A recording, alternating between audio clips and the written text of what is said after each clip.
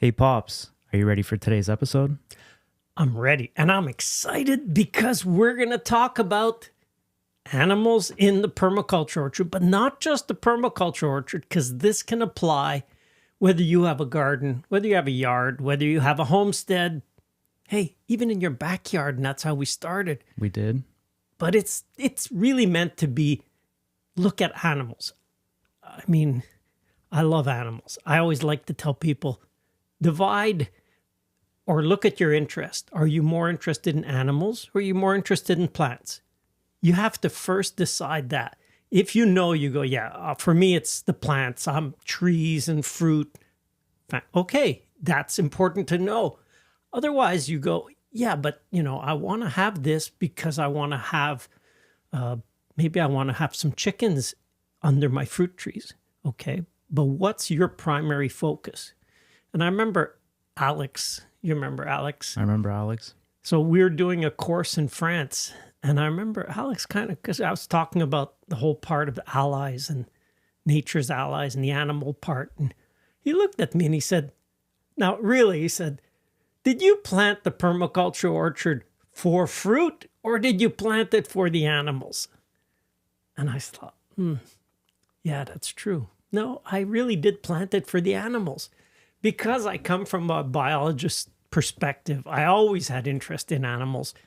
And the whole goal of the permaculture orchard was first to show that we can have diversity, we can have good production, so it could be commercial, but it can also attract as many birds as he can have. Not just birds, actually. I like to have the salamanders around and other creatures, but animals, yes, have been a cornerstone. And if people plant and they meet the part of it's great for fruit, then they get all the plants they want. And the animals come? The animals come. So they're a byproduct, which is a great byproduct to have. Some people have said, well, don't some of the animals eat some of the fruit? And that's always a concern. That's a possibility. But if really you have a lot of that happening, I say just plant more. Yeah, because I know that people will net their trees or whatever. Yep. You don't do any of that. No, we don't do it. But what we do, and what I've kind of suggested to people is, especially like we get a lot of robins and waxwings. And when you get those coming in and really gorging on berries, small fruit, I said to people, they say, well, if I plant one or if I plant two, the birds eat it all. I agree. If we plant 5 or we plant 10, the birds eat it all because we get a lot of birds.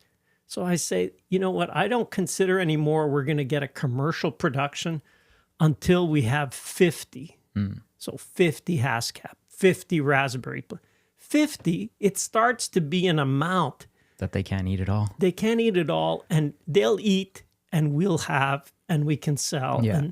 But less than that, and so people have often said, well, I only have a backyard. I can't plant 50 raspberry plants. That'll be my whole backyard. I also feel like you probably have more birds than the regular person does. Yes. Just because that's your thing. So you add extra, I don't know, you put out seeds for them and suet and like that's really your thing. So you're trying to attract as many as you can. And you still, at this point, have so much produce that all those birds can't even eat it. Yeah, really, it's just been a natural progression. Studied as a biologist, did a landscape architecture, started while I was still in grad school in landscape architecture to start an office, a landscape design office, to increase wildlife. It was before its time, like most things I've done. I remember when we were younger, that's what you would do. I don't know, I just remember your plans and stuff, but I guess you would have clients here and there, but it's not like... Right. It's not like it would be today. Yeah. Today would be easy. I mean, if I had a YouTube channel on that, I would be so... in demand. Yeah, it would be absolutely 100%. And I'd have to hire more people. Don't get any ideas. Yeah. No, I'm not. I'm over that. And somebody asked me last week in an email, they said, hey, would you be interested in designing, want to put in a pond and for wildlife? And I said, no. Yeah. I no longer do that. I mean, it's kind of, you do something, and you know what? I've learned 95% of what I would learn. And I'm not interested in spending the next 10 years to get that last 5%. So you have to know yourself. I know myself. I've been there. I've done that. And I'm happy to move on. I'm Got the happy to work t-shirt. with people who want to do theirs and they want to increase fruit diversity and animals. Great. Because animals, I mean, you guys are a great example of, and we kind of added way more animals than we needed. Yeah, 100%. But before we get into that, like you were saying, I feel like that's a really good point. Well, choose. Do you love animals or do you love plants? And it's not to say that you can't have a mixture of both, but you growing up, I never even asked you. Like, I guess you got into animals at an early age. I know you hunted and you fished and you did all that, but the only story I ever remember you telling us as a kid is you had, I guess it was a German Shepherd or a bigger dog. Yeah, no, we had chickens. We had always. See, I didn't know that. We had, but even there, we had chickens for meat. But meat chickens, and this would have been in the 60s. Meat chickens in the 60s are not the meat chickens we have today. I can remember because you'd cook them and it was like, yeah, it was a chicken. But there's no... But the breast was actually less than flat. Like it was not, the keel would stick out. And, you take a chicken nowadays and this is the keel. And there's the two bulges, almost like, well, it is a breast meat, but it's almost like that today. Which in the past, you'd have the keel and they would actually be like this. It would go down from the keel. And that's because the breeders found there would be birds occasionally who were bigger breasted. And it's like a double muscle. It's an extra muscle that grows so that now they're extra loaded with breast meat. Yeah. Because people like white meat. I don't like white meat. I know you guys all like the white meat. I prefer. Well, now I prefer the other, but growing up, 100%. Yeah. So anyway, it's whatever. For us, it worked. And we would do 100 meat birds and it would go into our big freezer. You would process them with your dad or your mom? Oh, you would? I was pretty well responsible for just watching that they wouldn't take off. Oh, so you had the good job, not like us. Well, no, take off because in those days, the way we would kill them was we'd just cut the head off and let them bleed out. But sometimes the chicken would, and this is details, but hey, we're talking about animals. So they would sometimes get up on their feet and they'd start to run. Yeah. So I would have to bring them back, make sure they don't get all dirty. Well, I remember we had to do that too. You couldn't afford to bring your birds to the abattoir, the butcher. So at times I could have afforded it, but it was also just the experience of doing it. And I wanted to expose you guys to. Okay. Well, thanks you for all that, boss. remember the smell of the feathers, right? Yeah. It was like these feathers when they're kind of but semi-cooked from scalding. But I will say, like, especially for my generation, I feel like I'm one of the, well, for my friend circle for sure, when I go into a grocery store, I actually know what was involved to get that product. Whereas I feel like today people just walk in and they don't even, you know what I mean? You don't even think about it, to be honest. So in that regards, I guess it was an experience. We'll put it that way. Chickens did not grow on grocery store shelves. If this is new to you, Newsflash. Keep listening, keep watching because they don't. They grow ideally outside, and just that part of they grow outside. This episode is proudly brought to you by my very own masterclass. Use code POP250 to save $250 off the masterclass bundle. Masterclass contains 11 different courses that you can buy separately. However, the complete masterclass has you covered from A to Z, and it's really my life's work. Masterclass is the ultimate tool to help you start a successful permaculture orchard or planting. Not sure about how to start, or maybe you've already started, but now you feel you're stuck. Purchasing the masterclass gives you access to the VIP group, where you'll be able to meet other like-minded very interesting permaculturists and bounced ideas off each other. The VIP group is where I spend most of my time answering questions, and it's never been easier to get in contact with me or ask me a question. Want to learn more? Go to permaculture.study and start each course today for free. Don't forget to use code POP250. It'll save you $250 off the masterclass bundle. And now back to the episode. Totally different. It's not chicken or chicken. It's two different chickens, because the longer they can grow outside, and that does make a difference, because it's like it's whatever they've been eating, especially in the plants, builds up taste in their muscle. 100%. So when you eat it, you go, oh. Like I can definitely taste a difference between your farm raised or orchard raised chickens and the ones you get in the store. 100%.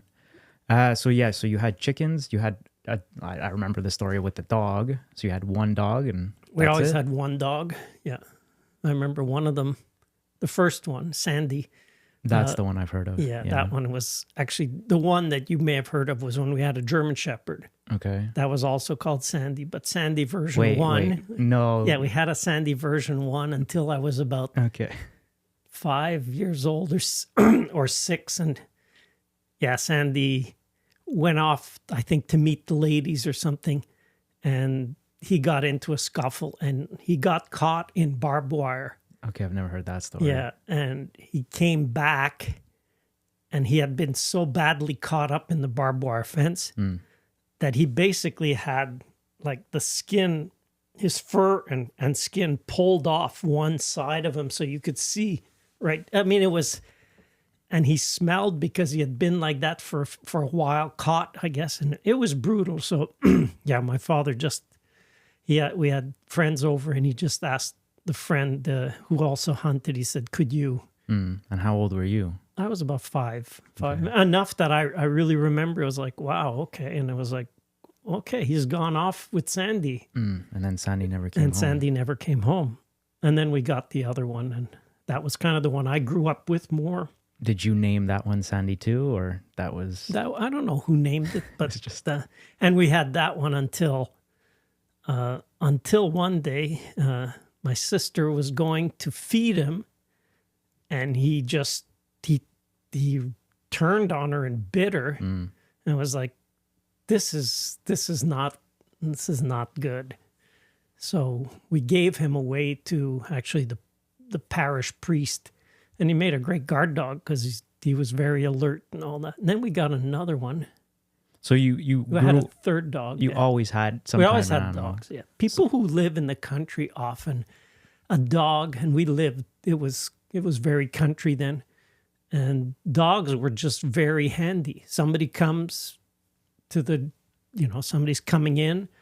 Well, the dog would get up, even if he was sleeping in the house. He'd notice before anybody, and he'd just start to bark or growl. And before the days of security cameras, there was actually I really don't remember if we ever locked the door. I don't think we ever locked the door. We did have a lock, but I never remember unlocking the door. Okay. It's like, you got a dog, good luck, come on in. Like, if somebody came in with, the dog could sense incredibly well. Like, they could tell if the person came in friendly or if they came in like, there was maybe one or two times somebody came and it was like, this is a little questionable. And the dog, you really had to hold the dog. So not like Bo. Their current dog, Black Lab. Like Bo is, she just loves everybody. Bo is a great dog with everybody. Yeah. Never hurt a fly. Well, and I shouldn't say never hurt a fly because she's killed a lot of things. Yeah. But never affected people. Got a very strong prey drive. Yeah. And so, last year, you remember you were there when I was cleaned up rats. Yeah, they had a little rat problem because for the first time you kept animals over winter. So I guess the rats had food.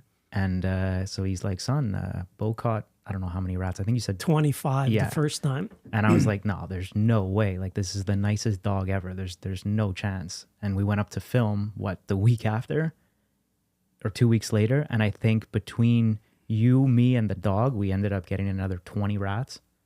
So I think it was kind of 3 rounds of about 25. yeah. And I was like, You jaw couldn't dropped. get over it. Yeah, yeah, wild. Bo was, the Bo up here there, she was pretty Yeah. exhausted. Yes. She's an older dog. She's over 10. And boy, she did her job cleaning up rats. I was impressed.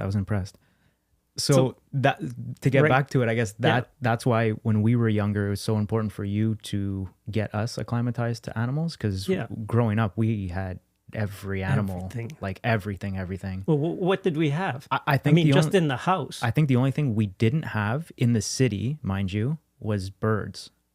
I think we pretty much had everything. We had else. them once in a while. Like if I went and got... No. I'm talking like those the little budgies or lovebirds, like an actual bird.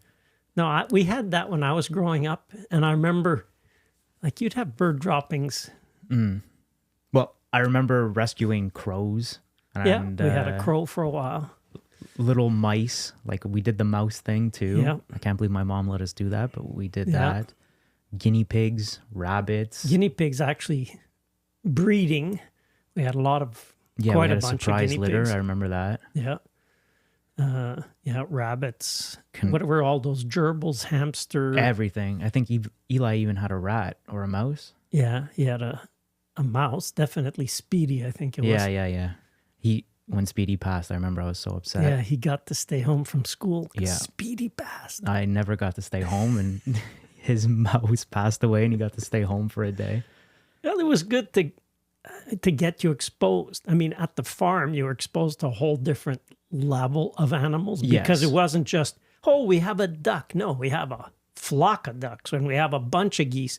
And you guys, when you were little, you used to play with them in the water. If you want to call it that. Water. Sure. It was the soup, the duck soup. And like you said, hey. Happy as pigs and shit. You were never sick. Never sick. Your immune system had definitely gotten exposure. And that's something people totally underestimate. And I find parents nowadays just don't let the kids get exposed. Look, kids will absolutely put everything in their mouth. And you think, well, why? You ever think, why would the kids put everything in their mouth? They're just tasting it? Maybe. I really believe a lot of it has to do with they're basically building their immunity to the whole ecosystem in which they live. Like, can you imagine in a time when really people lived in the country and like the mother would bring the child to the field because she was harvesting. What do you think that child would do when they were sitting there? 100%. Eating dirt, eating bugs, Like they'll eat a pound or 2 of soil, compost, whatever. But don't forget, this was before the era of agricultural chemicals.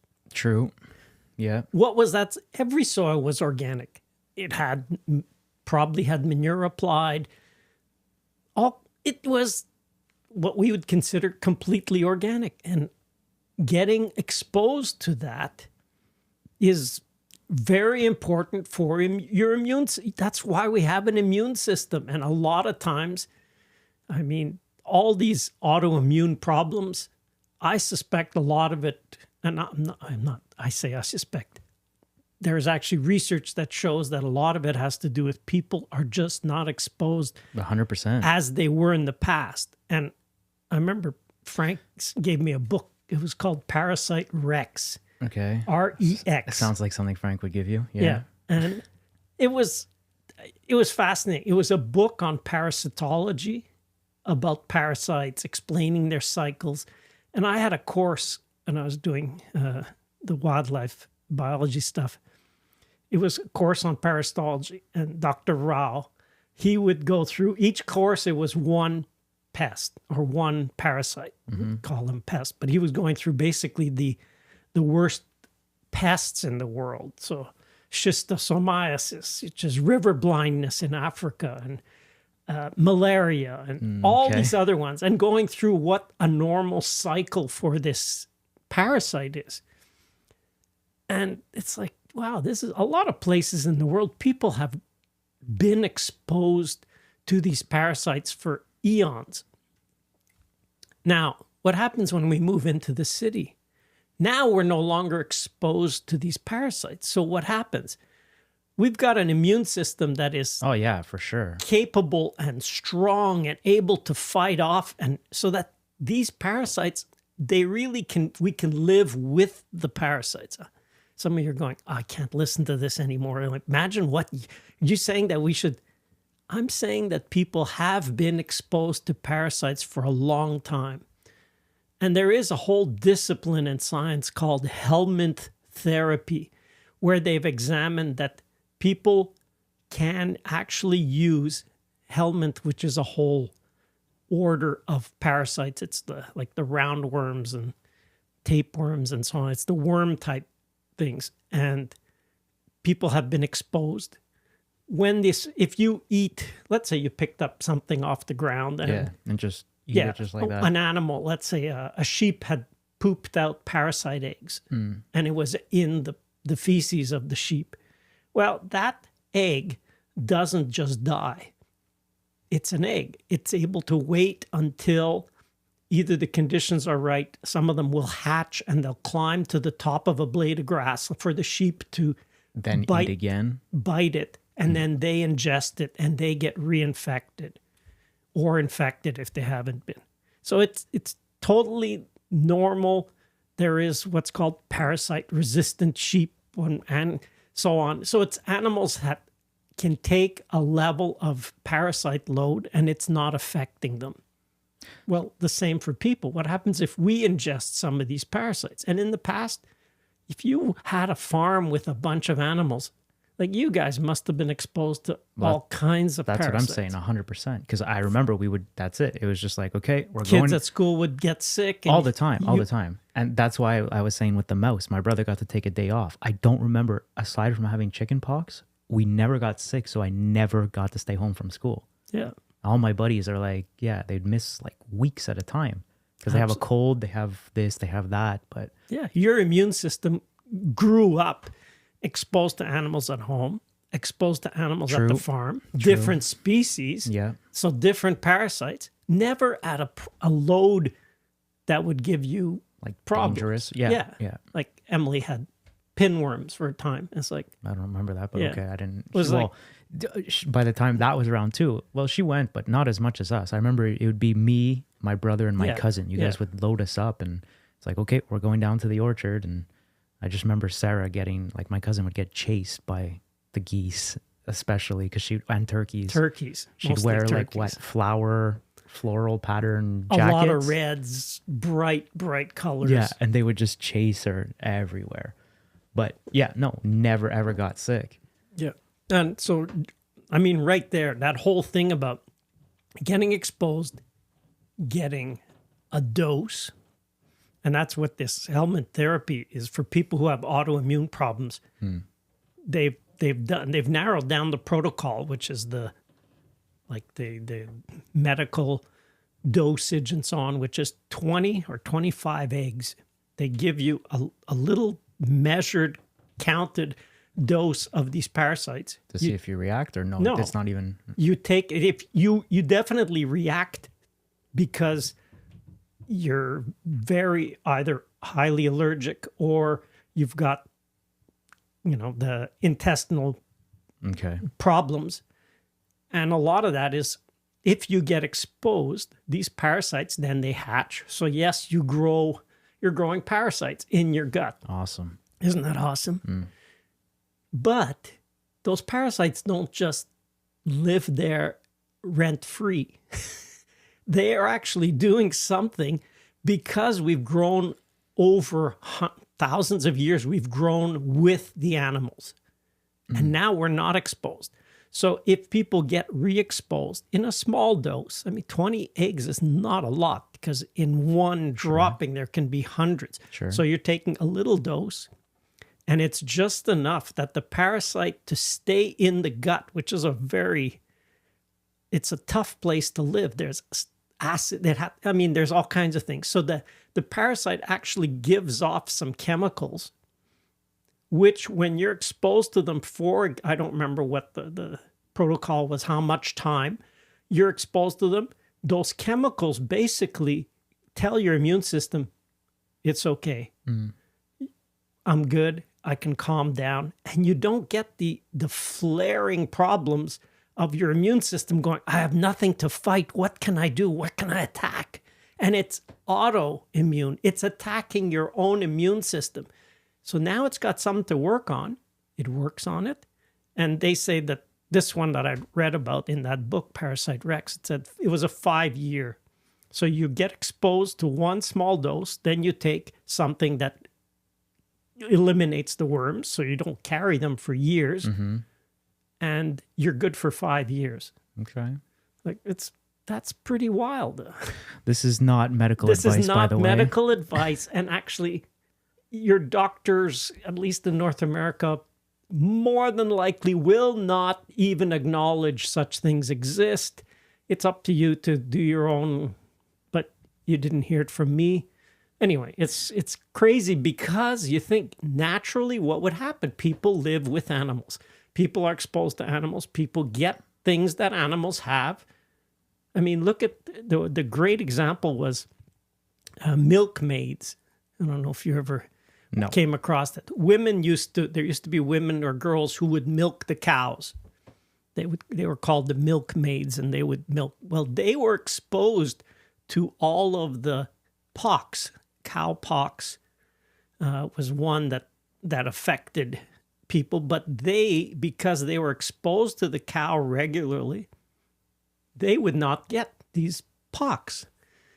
And it was like, how come? Well, they built up a natural immunity because they were gradually exposed to it. So when there was an epidemic of pox, smallpox and whatever, they wouldn't get it.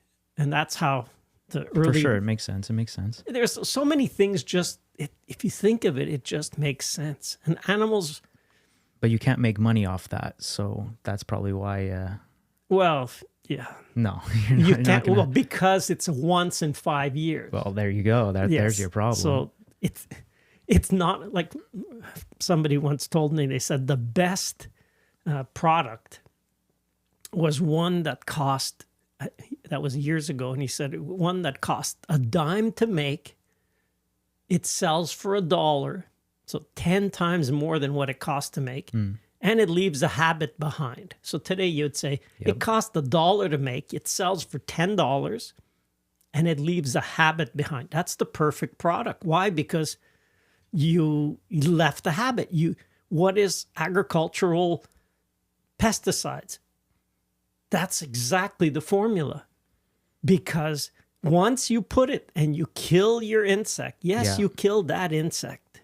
Now you've done it. Yeah, it worked. It killed that insect. But what they don't tell you is that it'll also kill all of their predators.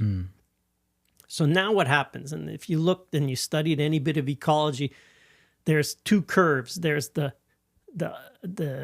R selected species and the J selected. So one of them, I don't even remember which one it was. This is a wild ecology. But one of them, it's the prey species. They just increase really rapidly, because they have a very strong capacity to multiply. Then you get the predators, which have a much longer term. They don't build up as fast. So if you kill the predators, it takes them a long time to get reestablished. So they're not doing their predatory job of controlling the pests. And we saw that in the orchard. I mean, I remember scale was one. And I think in the early year or two, we lost maybe 5 trees to scale, which is a tiny little insect you could barely see. I don't even remember that. No, it would just be on a few trees. And I remember the trees were the ones near the pines. So I suspect that the soil was too acid and it reacted and it attracted scale. But because I didn't spray, they gradually just disappeared on their own because there are predators. And if you spray for scale, you kill the predators. So it's like you're on a treadmill at that point. You're on a treadmill. So it's the perfect product. Yep. Why? Because it costs $1, sell it for 10 and leave a habit behind. So get off anything that is habit forming. Cigarettes, how much would it cost? Well, you say, but that's not easy.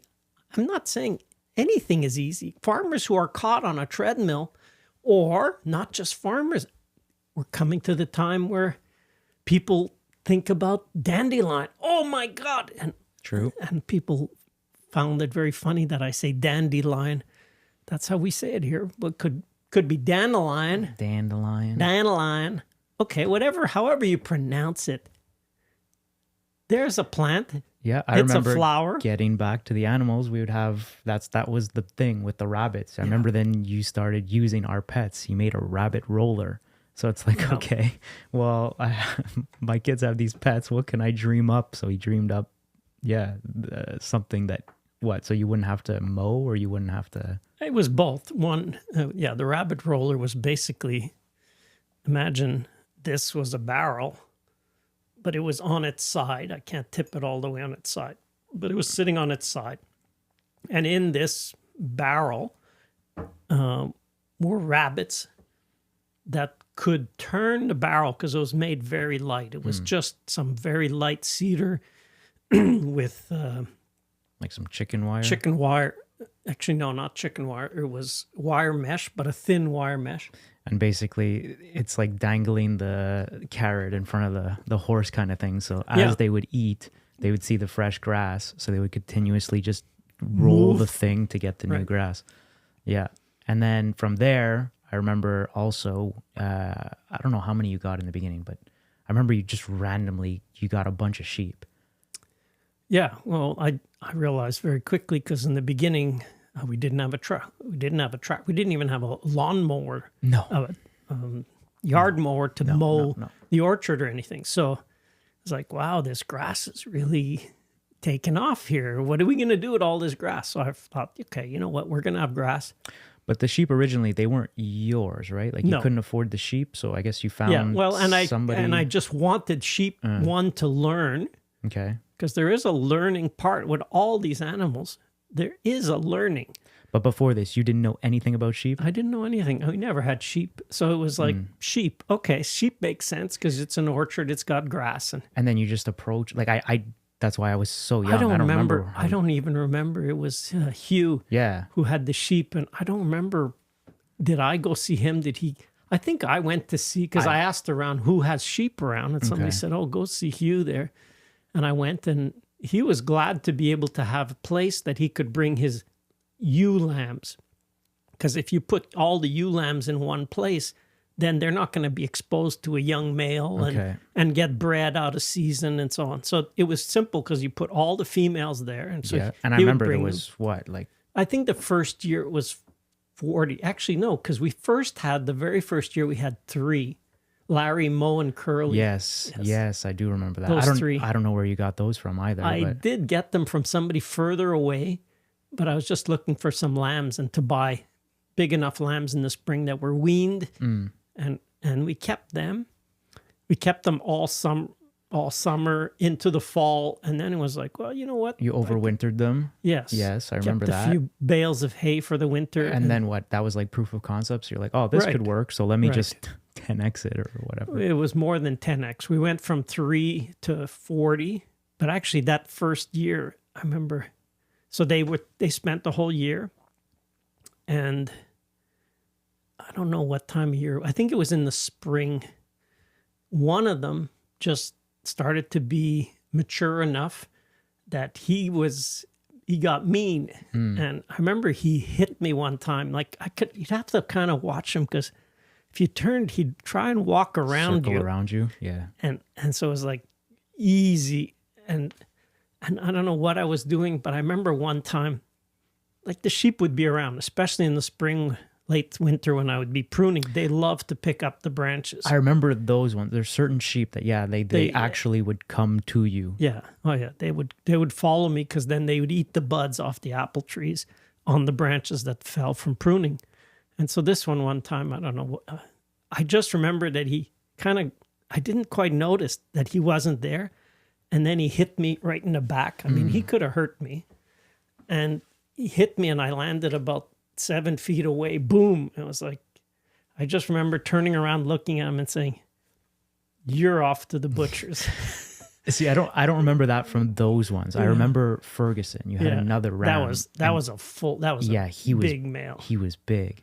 Yeah. And I remember you would, again, I don't know how old we were, but I remember we would ride them. Like that was like a thing. Well, he would definitely, I mean, it was probably 250-pound Yeah. ram. Like, we always wanted a horse or whatever. That's probably one of the Yeah. only animals we didn't have. Yeah. And so, again, goes back to well, we could make it. So instead of doing and getting an actual horse, he would it was like He was ram very rides. gentle. So yeah, that was, and I would say just for your safety's sake, if ever you get animals, you will probably at one point have to do culling, and culling is you just get rid of the ones that are dangerous, because you don't want a dangerous one. Yes, the ones that are a problem with the sheep. Well, that's what I was gonna say. Like, you know how there's the expression like sheep are followers.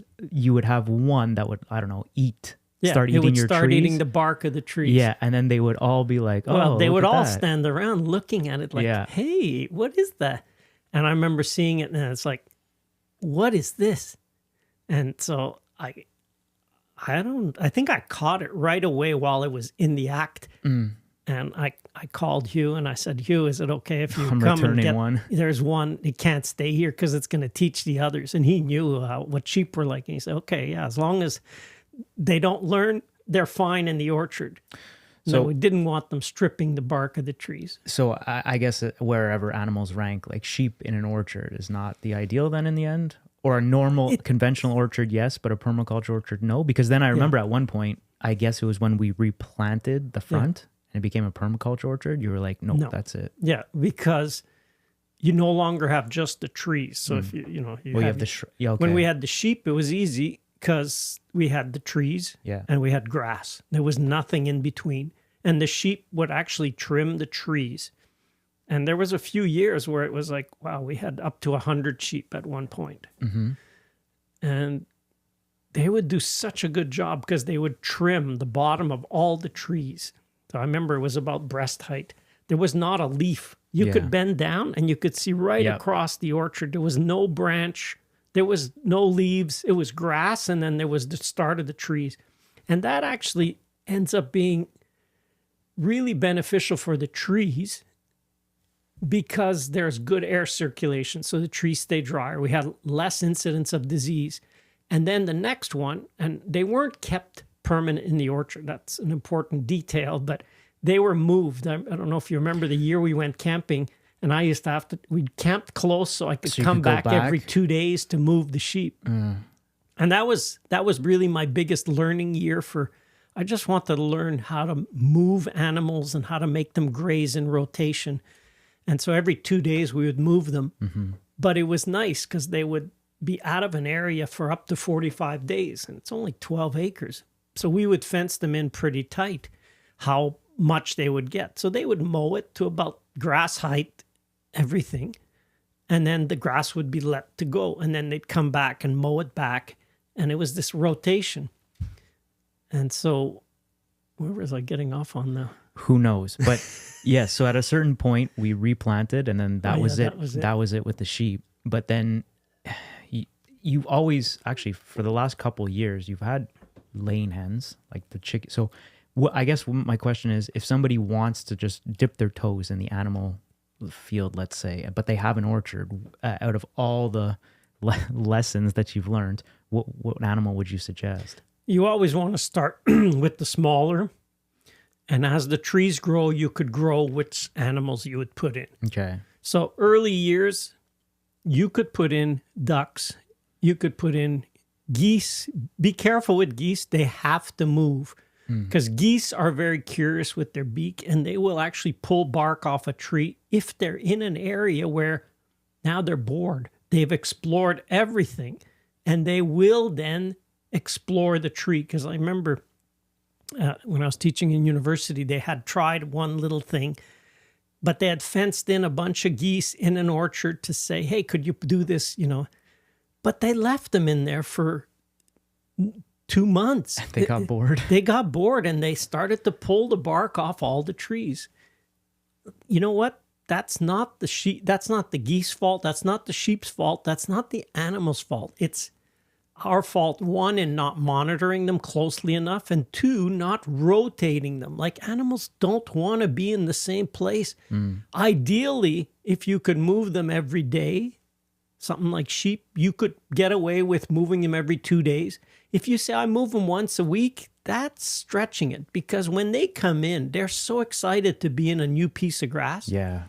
I mean, you remember how they would kick up their heels. But not only that, it was chickens so easy. The sheep was so easy to move. Yeah. Like, you would just pick up, he had like an electric fence, and you'd be able to move it. So he would just open up the thing. Yeah, they were waiting. They were waiting. They'd follow you. They go, oh, I know what's coming. And if it's like training a dog. You know, if you're consistent and you don't, today I'll go at 10, tomorrow I'll go at 3 in the afternoon. No.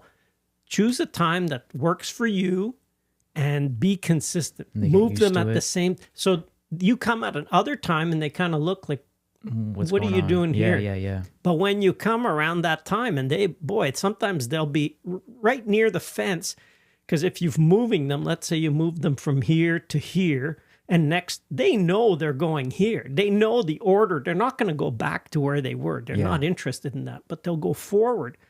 And people think, oh, yeah, but it takes a lot of time.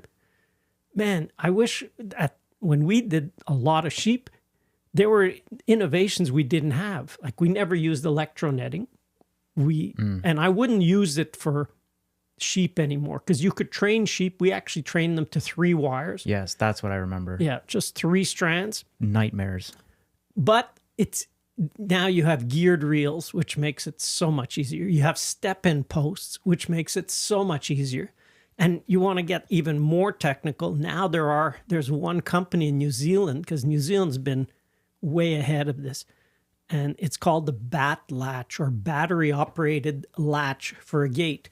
So you could set up a week's worth of fences. You just need each piece is set up. Like the border, yeah. Yeah, you set it up so you know this is where is going to be the gate. And you do that you could do it for a week. And you don't want to give them access behind after a week, because they could actually go back, because the grass will regrow. Anyway, that's just technical details. But they will know. So you might say, okay, I can move them once a day for 3 days. And you set up, and you're not even there. You give them water in the first piece, and then the next day your battery operated latch opens. Oh yeah, they know. You do this a few times, they know. And they're in the new piece. The next day the battery latch opens. You give them. So you could set up where you're moving them every day, and you only go once in 3 days to set it up, and the rest is basically automated. And so there are so many new innovations that have made it really easy. Yeah. Easy. And it takes too long. I'm especially at this time of year. How many people have to start their tractor to go feed the animals? Like, why? We had sheep in the orchard, and I remember we would give them bales of hay. And even when there was, it was almost as high as their back, snow. They had the hay, but they wouldn't touch the hay. And it was good hay. It wasn't like, this is old. No, it was good hay, but they just didn't want it, because they knew, and I'd leave these strips under the tree unmowed, about 2 to 3 feet wide, with the grass having grown all season. So it was about that high going into winter. And they knew there was nice green grass under the snow, and they would paw through. And every once in a while, it would be certain rows, I would leave the apples that would fall. I would leave them under the tree. And they self-fed underneath these trees. And they would just make like this valley that they would just keep. And when they got to where the grass was mowed, now it's too short. And they'd just go and paw the other way. And it's like, they can... Yeah, they're smart. They can... If you have to basically train them, but once they know your routine, and we used to keep, that was the thing, that was one of the keys that... I remember that too. You used to keep specific ones. Right. And then when you get the new batch, those ones, they already knew the lay of the land or whatever, they would teach then, so you didn't have to that was smart. That was easy too, is you keep, it's called a lead, let's say a lead sheep. Sure. So us, it was Patch, Yeah. which was Emily's sheep. And Yeah. Patch was great because she was a very dominant, Super friendly. big, friendly, but Yeah. dominant sheep. And boy, you'd have these new lambs come in and they would be like, I guess Yeah. we follow her because Yeah. she was big. And I mean, it made raising them so That's smart. easy because you'd call Patch. You didn't call the other sheep No. follow. Yeah. So it was so easy that Patch would see you. If you brought an apple, man, she would follow you right up onto a trailer if you needed to. Yep. And then like in the everything- fall when we wanted to move them and we put them in an area they didn't have apples, then you'd go with 2-3 apples. She'll follow you right up on the trailer. You don't have to wrangle animals. Animals and they will weren't go. stressed. They weren't. No yeah. stress at all. Yep. And it's so many things. I remember Joel Salatin that I'd visited in Virginia from Polyface Farm. He talked about in his book Salad Bar Beef. He said they would use a mineral mix because you should give them salt. So he would simply use half salt and half dried granulated seaweed. The seaweed got rid of all of the possible, like I never had a sheep with any disease symptom because they had their micronutrients, which is super important.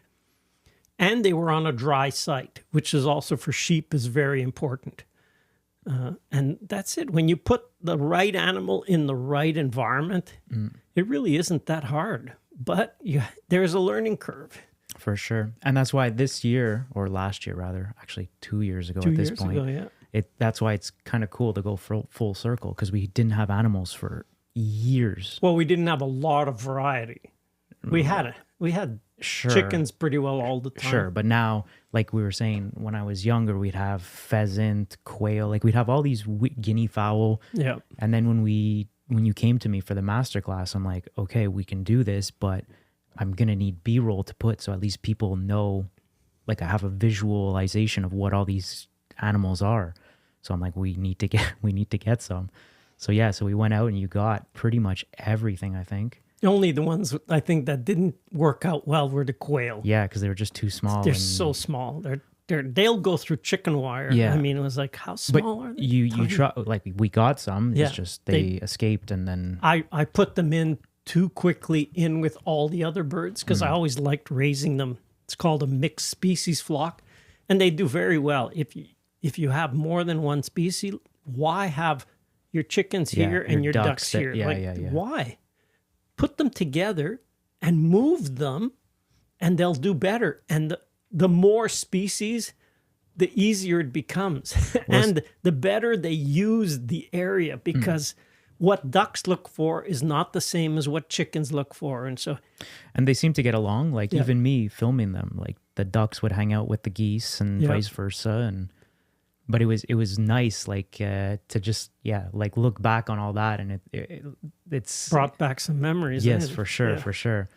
But like even the little, especially because they're cute when they're little, right? So it was a good experience to be able to capture them and film them all, and then see the progression as they got bigger.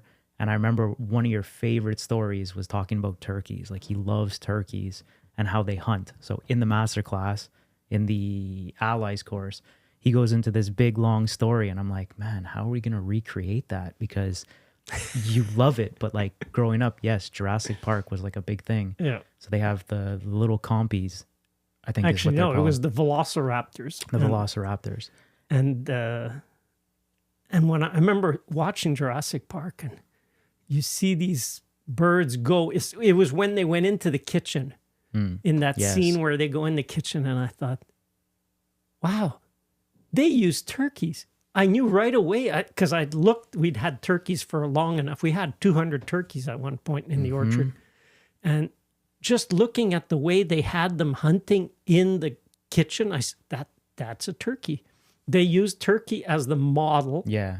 And they probably put, where they put those little balls to do a capture of their movement. And they moved exactly like a turkey. So I said, wow, if anybody knows somebody who worked on the original Jurassic Park, I'd love to have that confirmed, because that's always been my suspicion. Although a lot of birds move similar, the ground dwelling birds, but the size and the ratio it's perfect for turkeys. So they would really hunt. But yeah, and it's super hunt as cool. packs. Yes, that's what I was saying. That was cool. But Yeah. then you're going off like he always does. He goes on his Yeah, tangents, and it's just exciting. I'm It's just fun. like, how am I gonna get B-roll of this? And I remember sitting down with my brother-in-law Stefano, and we're just like, okay, we'll have to figure something. So we ended up, you trapped a mouse. Yeah. And just to give an example, these turkeys were so well fed, they didn't care about our mouse Yeah. because he had them free range. And we had less, so they weren't. Yeah, but they had all the bugs. Like Right. they weren't, you know what I mean? It's not like, I don't know, the turkey you get at Thanksgiving and it's just been cooped up with like a bunch of other turkeys. So, because I remember, yeah, like they would chase, let's say they catch a frog.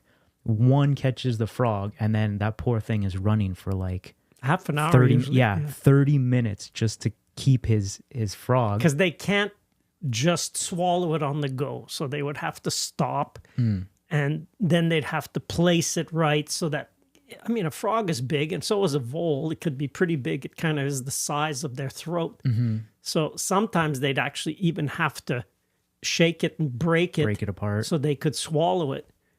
But they would run with it until another one would come up beside it and just yank tear it it out of away. their mouth. And it Yep. was like, I always felt so bad for that first one that had worked so hard to keep it and then would never end up eating it. Well, that's kind of exactly what ended up happening, because then finally, after I don't know how many tries, we got the shot. And I think out of all the B-roll that we got for the masterclass, I think that's Steph and I are the most proud of that. Like we actually managed to recreate it in slow motion, and you just see, like you said, they actually look like a dinosaur. Oh, Like when you slow it down, it's pretty wild. I mean, you think of it, that nature has patterns that repeat.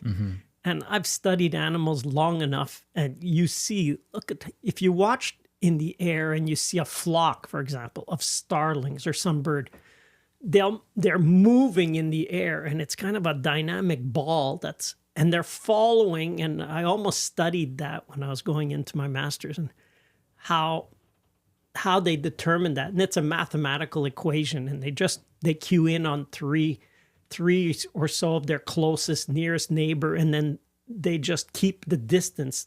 And that's how, if the neighbor moves, then they're following it. And it's amazing. But that's if you see birds. Then if you go into the ocean and you dive and you see a school of fish, it's the exact same pattern. Whether it's birds or whether it's fish, it doesn't matter. They're in 3 dimensions and they'll move just the same. They'll get in really tight sometimes into a really tight ball. Fish can go tighter than birds because obviously if a bird can't flap its wings, now you have a easy meal for the predators. Yeah. But it's just, the patterns are neat. I've really been fortunate and having animals. So that distinction, I really set up the orchard first to be for wild animals, but I didn't know how much I liked domesticated animals. That's why it was like, sheep were nice.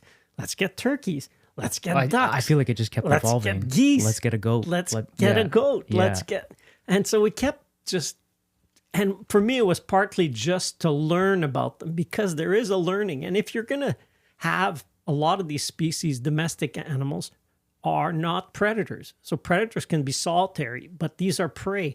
So prey like to hang in a group. So don't keep one chicken or one duck, please. Because these birds, they'll either imprint on you if you get them young, and then basically they think and they'll try to mate with you or whatever. You don't want that, but get 2 or 3 or 5, whatever is a comfortable number that your property could support. And let them, you'll learn as much with 5 ducks as you will with as if you would with 500. You really, it's a little different dynamic. When it gets above a certain number, there is a dynamic shift, but the learning will be almost the same. Whether you have a few or a lot. Well, I know, even like we've talked about it in another podcast, where you would learn, you would do something, then you would tweak it. And I remember sometimes, you would get, I don't know how many chickens or whatever, and we'd go up and there's like half of them are gone. And then, so I guess you reverse engine, okay, like where did they get in? And you see, so then you came up with, I think it's pretty smart. You would just double the fence. So if whatever, a fox or a raccoon would get in, the poor thing like didn't have a choice. He would definitely go back because now he's caught in between a double layer of electric Yeah. fence. Though the whole idea was, it comes down that almost all the predators, at least during the growing season, when you have young in the spring, assuming it's spring or whatever's the start of your green season, the young, as they grow, there's predators that have their young. And because predators have their young, they're very territorial. So they'll exclude, if it's a fox, it'll exclude all the other fox. If it's a skunk, it'll keep away the other skunk and raccoon and so on. They're all predators, but they will basically self-police. They'll make the area yes or no better for themselves, but they learn everything in their territory. So what we found, and I remember, was with the skunk catching a bunch of ducklings one time. It was like, ducklings were like 2 days old. Super cute. And the skunk came in, dug underneath the pen, which was just a pen at that time. Yeah.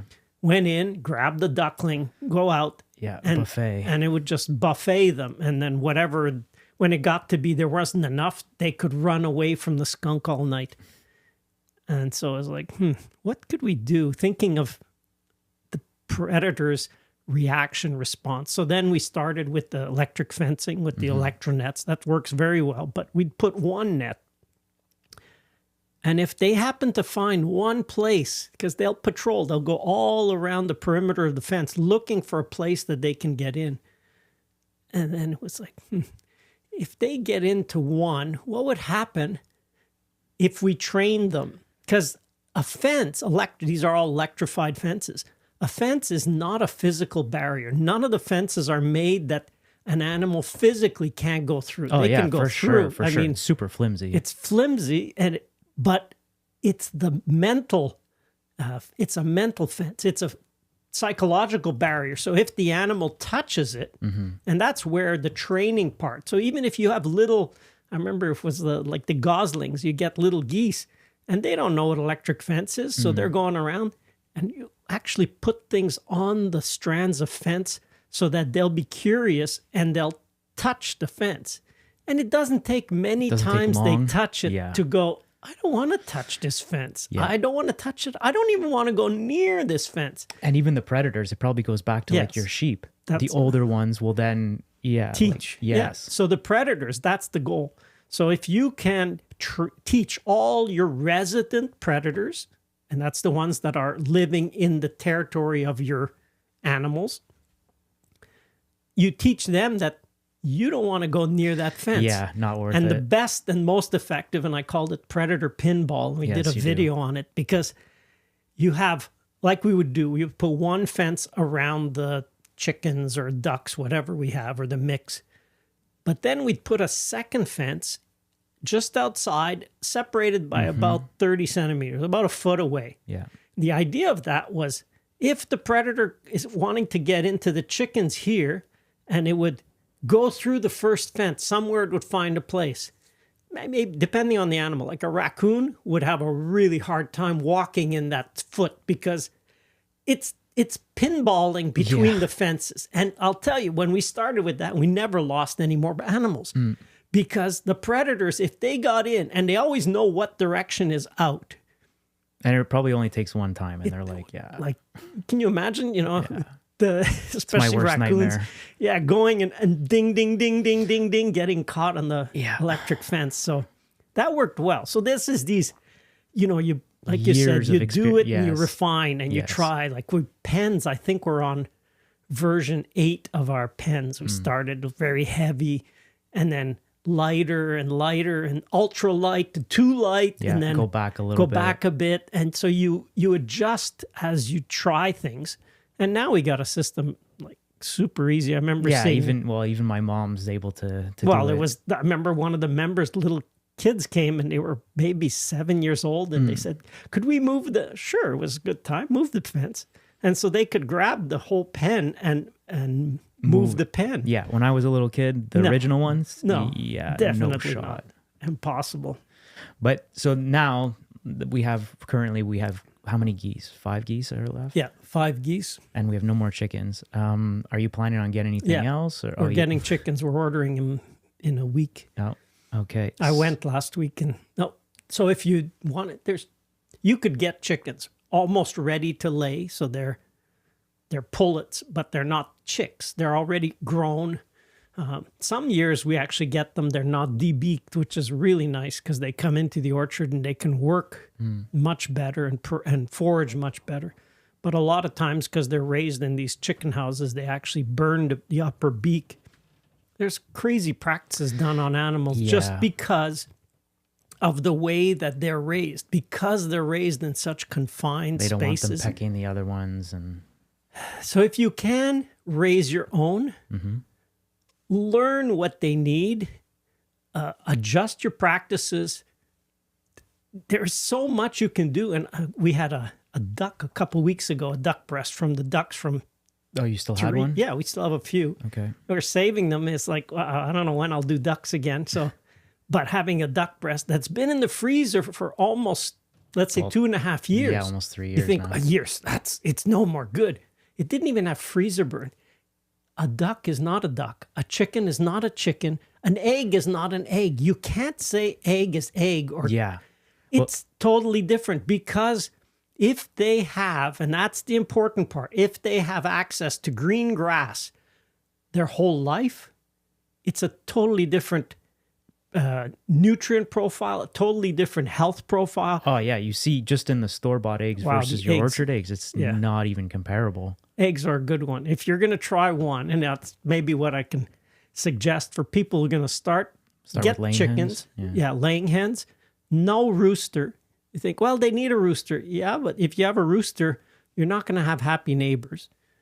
Just like if you're trying to get guinea fowl. Don't do that. No, don't do that because they are the loudest guard animal you can get. Geese are second. Geese can be pretty loud too.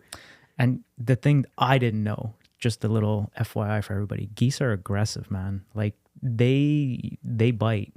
Yeah. Like they look cute and they look like ducks. They're not ducks. Like, especially once they start breeding. to pair off and Yeah. breed, and especially when they have eggs or young, they protect their own. Like a goose will chase a dog away. Yeah, 100%.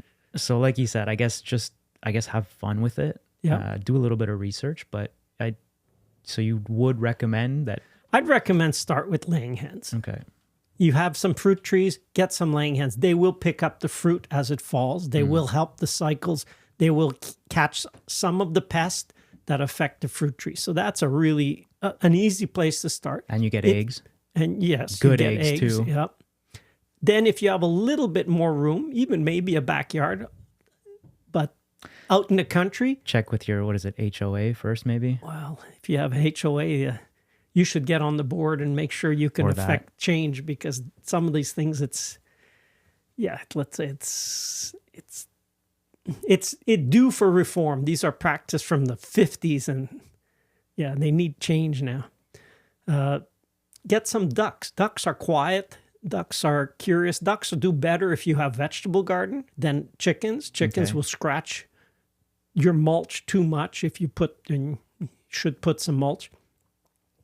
Geese would be then after. And then go on. You could even have quail, but quail will not stick around. Like quail can fly very quickly. Yeah. And they'll just, if you have a few, they'll be male and female pair off and take off. But I'd say chickens, ducks are a good start. If you have more room, sheep can be great if you're not trying to have a permaculture or many layered orchard like we have. Because if you have sheep, we've had sheep with the orchard and we can put them in certain spots. Yeah, in the winter, late winter, very early spring, before the green up season happens. Then they'll mow the grass, but they don't really bother with the buds and so on. So you could have them at that time, but then you need a place other to keep them. Like so many of these things, just thinking of if people who eat, and actually no, I shouldn't even say people who eat meat because we've had members who were vegetarian and who then requested, can we have some of your, I remember one was for, can I have a few of your turkeys? Because they would feel that they were deficient and they'd have a hard time getting some of the nutrients. And so they'd get some of our meat, and like it's like instead of eating one turkey, you'd have to eat 3 or 4 turkeys to get the same nutritional value. Same with an egg. The egg on many things is 3 to 7 times more like a barn raised egg versus one that's been really outside. Because you think of it, what's the chicken eat? Everything. Yep. Every plant that's in the area, every insect that it would find appealing. Like the yolk's almost not red, fluorescent orange almost. Yeah. It's totally different. And the taste, like you don't have to, you could do a blind taste test and people would go 100%. Wow, what like a little bit dippy egg and some bread in it. Oh man, that's I think it must be near supper time. Eh? It is. I guess that's a good time to wrap it up there. But so testing animals in an orchard works. I guess permaculture orchard, you got to be more selective, but proof of concept, he's done it. Yeah. For the meat quality, for how they do for the trees and your plants, maybe for you, your family's health. I mean, that's that whole thing of getting exposed to some of these things. Even the meat, we grew up on that for years. The meat, yeah. We never had hamburger. We always had lamb burger. I can't eat lamb anymore. I'm lambed out. No more lamb burgers. No, I'm good. Yeah. It's worth it. It's a learning curve, but it's worth trying and just see what it does for all around benefit. Animals are not meant to be separate from farming. Animals are always meant to be integrated. Try it. You'll like it. Good job, Pops.